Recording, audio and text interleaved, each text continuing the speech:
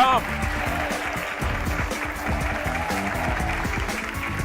My guest today is a young woman who was forced out of the Christian university she attended because of a bad decision to appear in an adult video.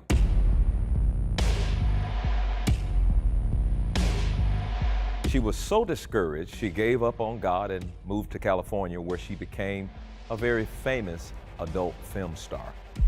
She remained active in the porn industry until a young man convinced her to start a new life with him. So she left that life behind and all the money that went with it. However, her past still torments her with feelings of shame and rejection. But most of all, because of what happened to her, she feels that God and the church let her down. You're going to meet this young woman right now, and we're going to help her move beyond her troubled past and help her regain her faith in God and His grace. I'm Creflo, and this is Your World.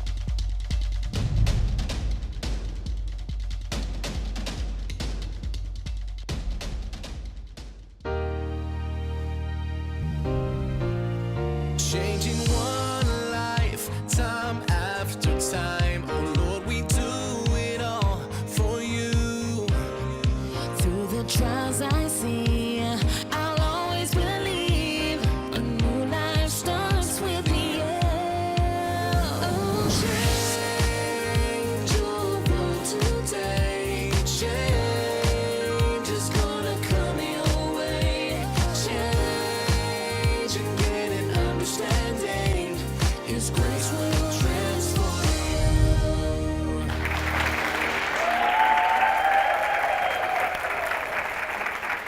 My guest today is trying to start a new life with her boyfriend and their one-year-old baby away from the mistakes of her past and the judgment of the world. Now, would you please join me in a very warm welcome, Reagan, to the show, to Your World today. Welcome to the show, and thank you so much for being here today. We call it Your World because I find it instructional, I find it informative, and I find that it strikes a chord with people when we allow our guests to take us into your world. Let's start when the sexual abuse started at age 6 and walk us through that. So my mom, she was a very good mom at the very beginning, but once I was like 6 years old, she started messing around with this guy, and she was like getting really bad on drugs. So my grandparents had took her to court, and from what I was told whenever I was younger, she didn't want to take a drug test, so she just waived her rights to me. And whenever my mom, she didn't want me, that's what I feel like. It's just like, why? So I would always try to be with my mom no matter what. So I was always taking her side whenever people would talk about her and say she was doing all this stuff. And she started dating that guy, Jerry, and we were getting to see her. I noticed things weren't right. And he would be like riding in the car with me, and like he would have his hand like in the middle of my thigh. And then it like progressed from there. Like he would put like porn on in the TV before school when my mom wasn't there, like if maybe she had to go to work or something early, and like. So he would play porn when you were about what, 5? Six or seven. I was like probably in first grade. He never like went any further than just touching me and like making me watch stuff with him. It's still called abuse. You were far too young to have been put into situations like that, having your whole mental and spirit open to porn.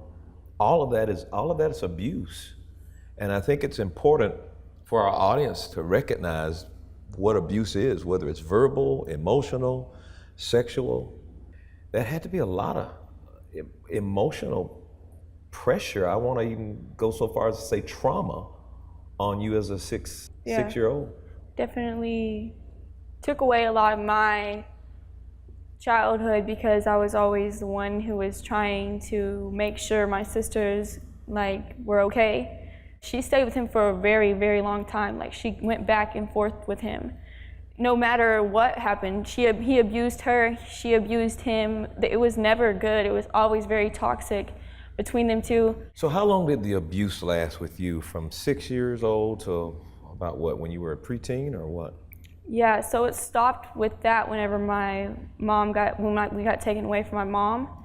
It was pretty, like nothing for a while.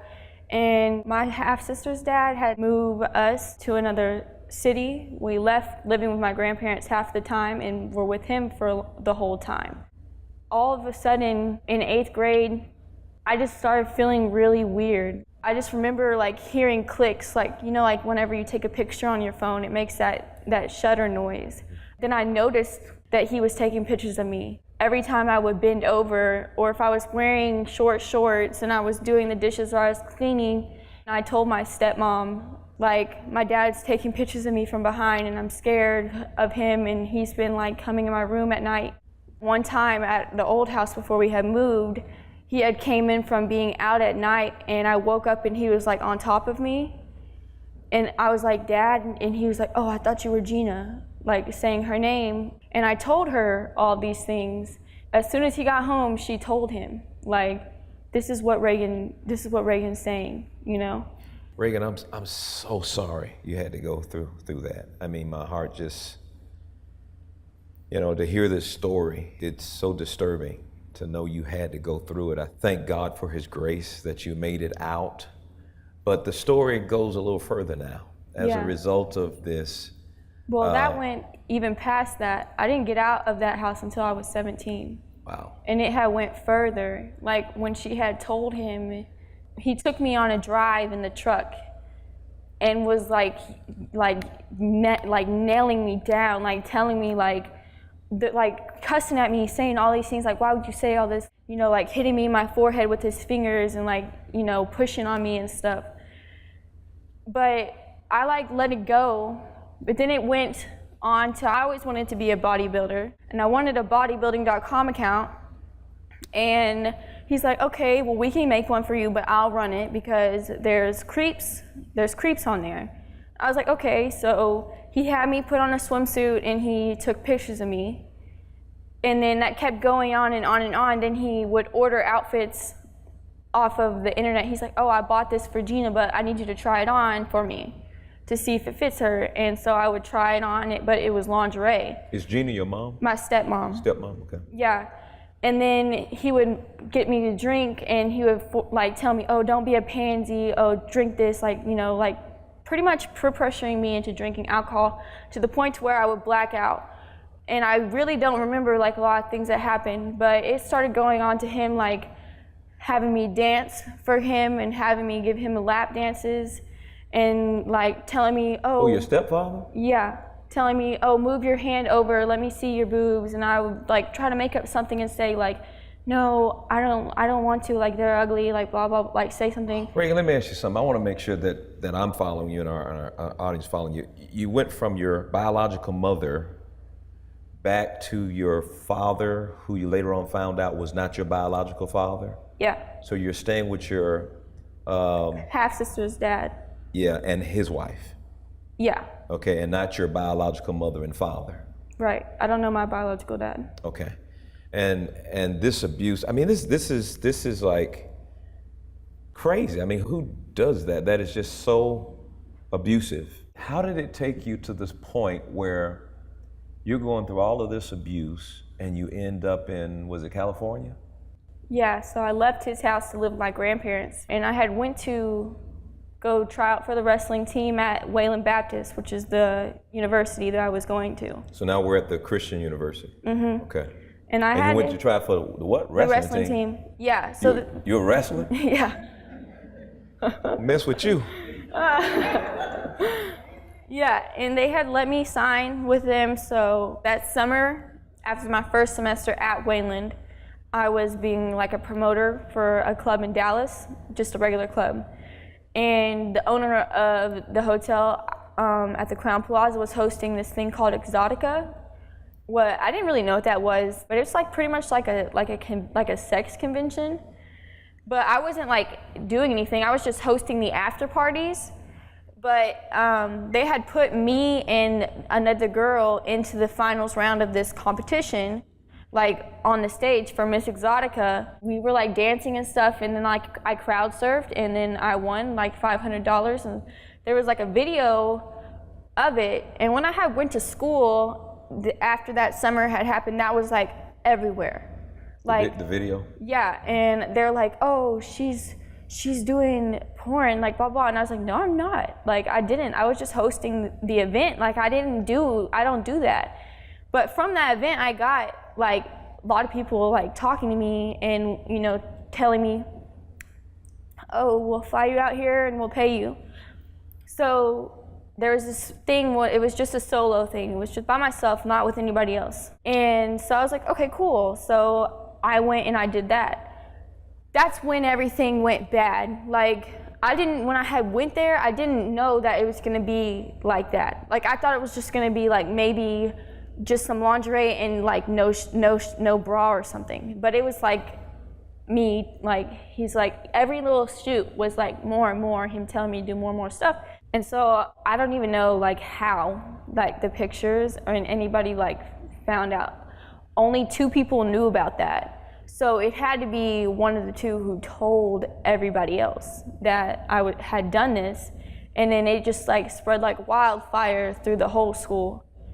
All the teachers, like if I was missing a class to go do something, it was penalty. Like all of them started hating me. Like the teachers wouldn't even look at me. They wouldn't even talk to me if I asked for like some extra help or something. It's in your book. It just started going like that.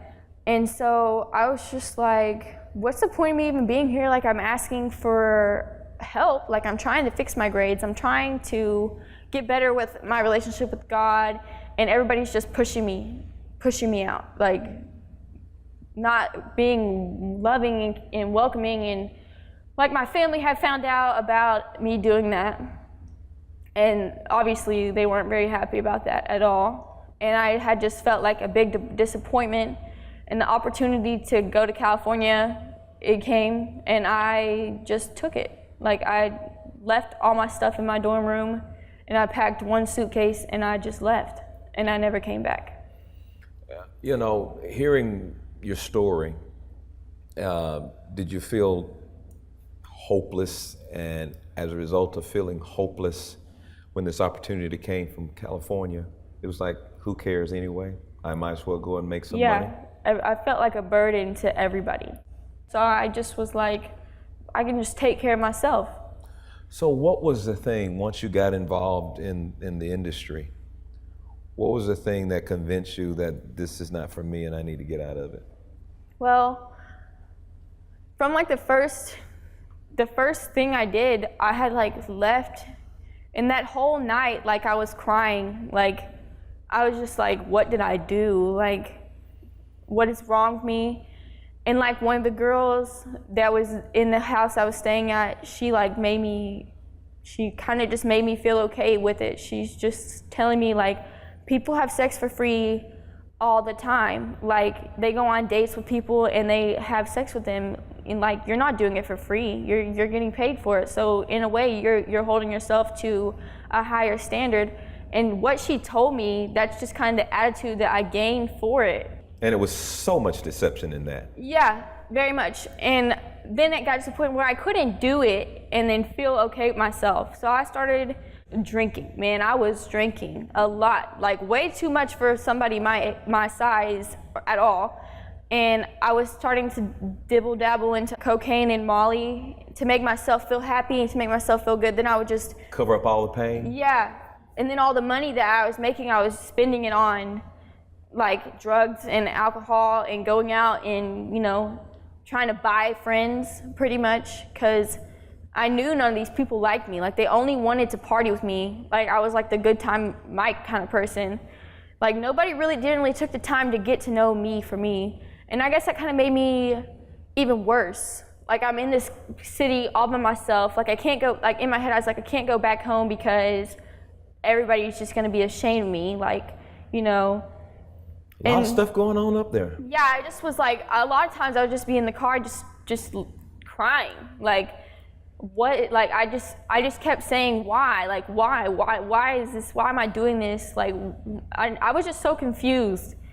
And whenever I had met my baby's father, he was like, kind of like my saving grace. Like, I had been in a relationship with this person before that, and he had like beat me up really bad, you know? And so he was like there, he protected me. And I was on, like, at that time, was on Molly for like 5 days straight. Like, I wouldn't get out of his bed. I just stayed right there, like, just taking it. And he just looked at me and he said, you need, like, that's enough. Like, you just need to stop. And I don't know, something from him just saying that just made me like, whoa, like, somebody actually cares about my well-being. Like, somebody doesn't want me to be like a mushroom in this bed. You know what it was? And that's what this show is all about. It was God's grace. You could have gone one day and even been dead. With everything that you've gone through, you've kind of taken us through this story, and it is a sad one. But even in the midst of everything that you've gone through, from 6 until that particular place, and been let down at Christian University and mocked and not gotten the treatment that Christians should have given you. But the grace of God is God's unmerited, undeserved favor, coming to you to give you what you didn't deserve. And Jesus doesn't condemn us. He doesn't judge us. He doesn't say, I don't want to have anything to do with you. But just right when you don't think you deserve anything, you see that saving grace that shows up and says, you know what, even though you don't deserve it, I'm going to do something good to you, not because you've been good, because I'm just good and I want to show you goodness, you know. And that's the grace of God. Yeah. That's the grace of God. I got a question. With everything you took us through, you took us on a journey here. What were you searching for? What was missing? What were you hoping to find? A purpose. I wanted to know why I was here. On the planet? Yeah, like, what's the point of me being here? Does anybody understand what I'm feeling? Like, can anybody really, really love me? I don't know if people understood, like, how sad and angry I was. Like, I didn't really talk about it that much, but how much I just didn't understand why all the things that happened to me happened. Well, you know, there are basic human needs that every human needs to have, and one of them is to have an understanding of my significance and my purpose in life. There are lots of people who are watching this broadcast right now can relate with you. They're trying to figure out, why am I here? Yeah, what am I supposed felt to like do? I was just a body. Yeah, does anybody care? And I think that's where we come in and really minister to the fact that you can do a lot of things to try to find happiness. People can do a whole lot of wrong things trying to find happiness. But there's a place in your heart that God put only for Him to abide. And I believe with all my heart, until we make Jesus the Lord of our lives, we're never going to really experience what real happiness is. And I can assure you that you were put here for a purpose. You were called for a reason. There's an assignment and a mission for your life. And a lot of times we have to go through, when we don't know any better, we have to go through rough patches in life to try to finally get to that place where we can discover the will of God for our lives. You are significant to God. You are loved by God. I'm sad to recognize that Christians that you've encountered, they had an opportunity. They had an opportunity to be living epistles, an opportunity to show the love of Jesus Christ, His care and His concern. I don't know what it is with some Christians, we just miss out on an opportunity. I think we have to be careful as Christians not to become so self-righteous that we don't understand that self-righteousness is unrighteousness. And it's when you look at somebody else's life and you say, well, at least I hadn't done that, and you're comparing yourself with somebody else's mistakes, that's self-righteousness.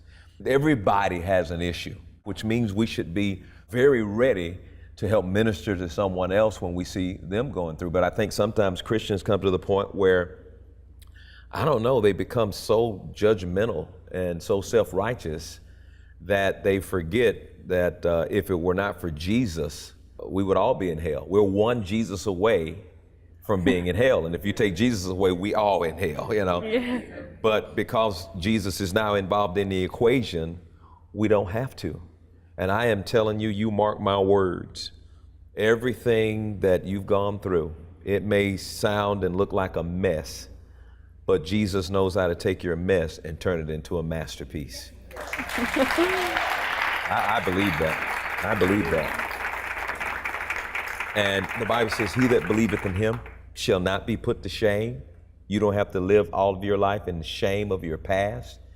Jesus died and shed his blood so he can deal with and forgive you of your past sins, your future sins, and your present sins. And here's the big thing, is when we don't value ourselves, it becomes very difficult for other people to value us.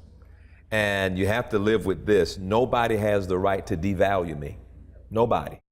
And from this point on, I want to encourage you to make that a living part of your life. Nobody gets to devalue me.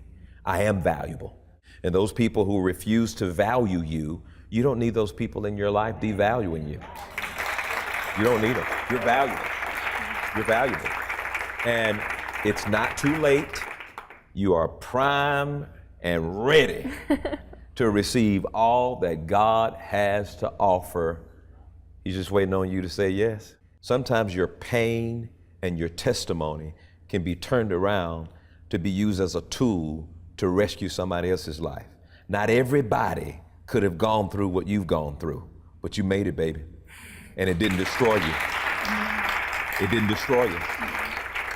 And so now you have this opportunity to take what you know, not what you read, to take what you know, not what you studied a course and thing, to take what you know, and with conviction and passion, you'll be able to now come and rescue people when you were not rescued, to be able to come in and minister to people when you were not ministered to. And I believe with all my heart as I sit here with this wrestler, I am prophesying to you right now that the best is yet to come. The best is yet to come. You hear what I'm saying? Yeah. You're not just some nobody that's just been through a whole lot of abuse. You are a message and you are a ministry in preparation that will go and rescue somebody else's life. And I believe that the grace of God is on your life, and that grace is going to increase in your life. You watch, you watch, you watch. I will. Yeah. Don't you appreciate our guest today? You know, I talk about the grace of God every week on this program, and there's nothing you have done that disqualifies you from receiving God's love and the good he has in store for you. No, you may not deserve it. I understand that, but that's the point. Grace is God's unmerited, unearned favor that is extended to you. Now, this could be the day that you finally stop trying to justify your actions, stop living in shame, and receive grace that God has for you and that God has waiting for you. Now, before I go, I hope you'll share your own story with us online at yourworldwithcreflo.com, or stay connected with me on Facebook, Instagram, or Twitter. I'll see you next time right here on Your World. As Christians, we should strive to share God's love to everybody we meet. And our church and other Christian institutions should be a place of safety where those who have made mistakes can come and experience the unmerited, undeserved favor of God. I believe that God can heal. I believe that God can recover and deliver you. I believe that God can make a way where there is no way. Now, I want you to notice something. I said that as Christians, we should be ready to minister when we have that opportunity. When the opportunity comes, don't miss on your opportunity. It's an opportunity to make a mark that can never be erased. I love you guys. See you next time.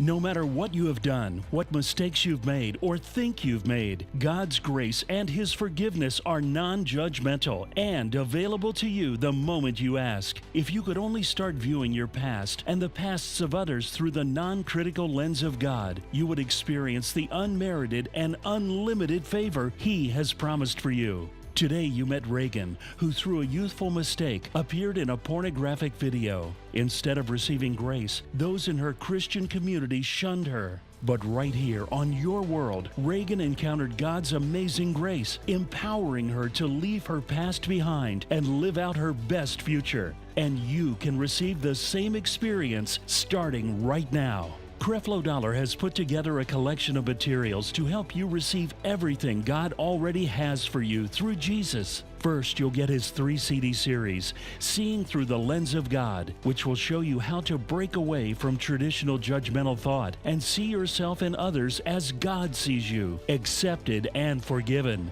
Next, you'll also receive his 3-CD series, Leaving Sin Behind, which will help you allow yourself to no longer be stuck in the mistakes of your past and move on to the path God has for you. You are greater than your sin, and these messages will prove it to you. Call right now to receive both series for your love gift of only $45 or more and break away from the mistakes of your past and the judgment of others and step into the worthiness of what it means to be a true Christian. And as another bonus, you will also get the uncut interview on DVD from today's show. You only saw a small part of the interview between Creflo Dollar and Reagan. Watch the entire conversation and learn how to be the Christian you were meant to be. So now receive the full collection. That's 7 entire discs, including the 3-CD series, Seeing Through the Lens of God, the 3-CD series, Leaving Sin Behind, and the entire uncut interview from today's show. Receive all of this now for your tax-deductible donation of only $45 or more. You can't get this offer anywhere else. Call the number below right now. Your love and financial support makes it possible to bring this message into millions of homes all across the globe.